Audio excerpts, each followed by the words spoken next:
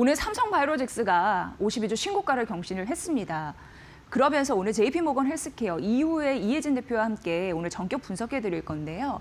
삼성바이오로직스가 3대 성장 전략에 대해서 제시를 했더라고요. 그것을 JP모건을 그 분석을 따서 언급을 해드리도록 하겠습니다. JP모건은 삼성바이오로직스의 목표 주가를 260만 원으로 했고 비중 확대 유지 전략을 내세웠습니다. 왜냐하면 글로벌 최대의 CMO 기업이고 제약사 공급망이 다변화될 것으로 그 수혜를 받을 것이다라고 예상을 했고 워낙 자금이 좀 풍부하다 보니까 적기에 증설할 수 있는 능력이 있다라고 하면서 이것을 내세웠습니다.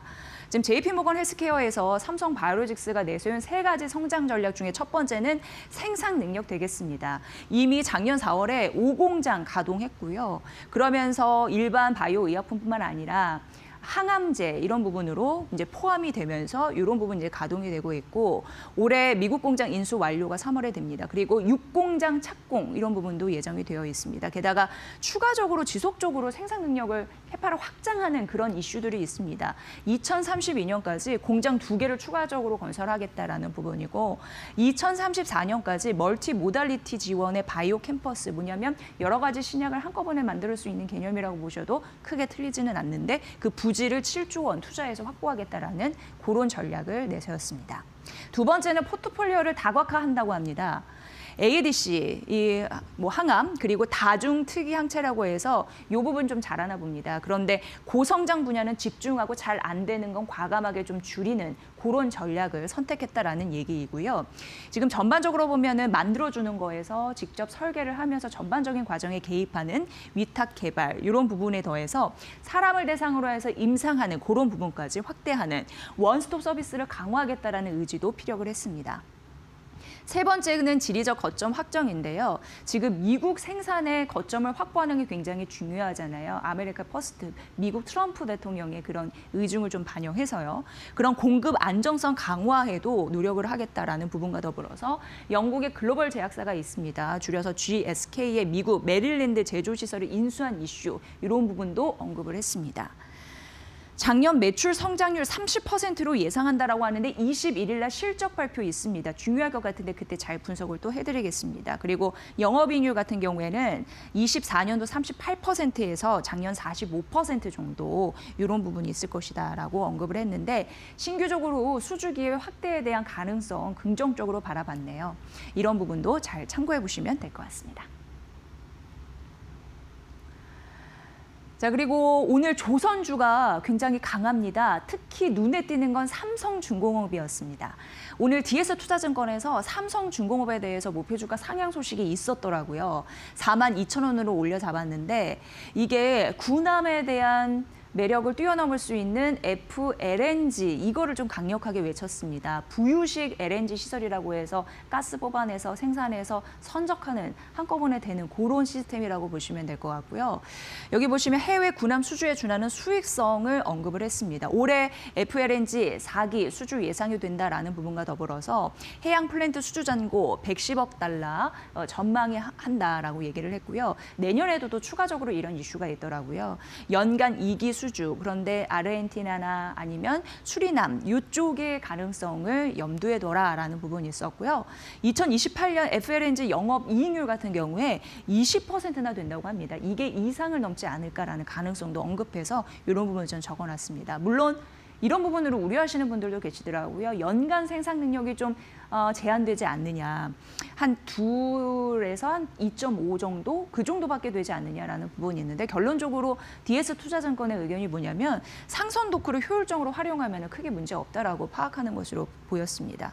그리고 삼성중공업 같은 경우에 마스크 관련 협력도 좀 활발하다라는 이유를 제시했는데요. 그 수많은 리포트 중에 그런 이런 골자만 좀 뽑아드렸으니까 참고해 보시면 될 것 같습니다.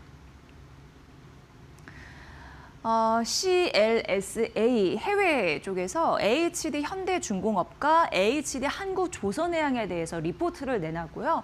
어제 HD 현대중공업이 52주 신고가 갔었죠.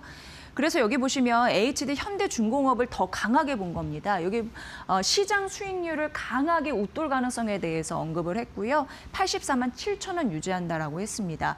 그러면서 HD 현대중공업이 좋은 이유는 LNG 그리고 특수선의 최대 수혜주이다라고 언급을 했고요.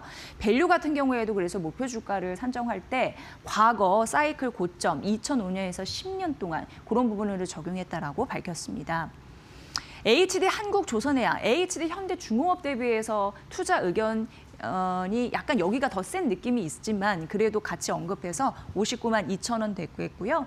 지주자 디스카운트에 대한 요인은 좀 존재하나 자회사 쪽 수익성이 개선이 돼서 이를 상쇄할 만한 그런 느낌이 있다라고 언급을 했습니다. 그리고 HD 현대그룹 같은 경우에는 조선사 관련인데요. CEO 인베스터데이 이런 부분에 대해서 언급된 부분이 있는데 올해 전망이 다소 보수적일 가능성이 있다고 합니다.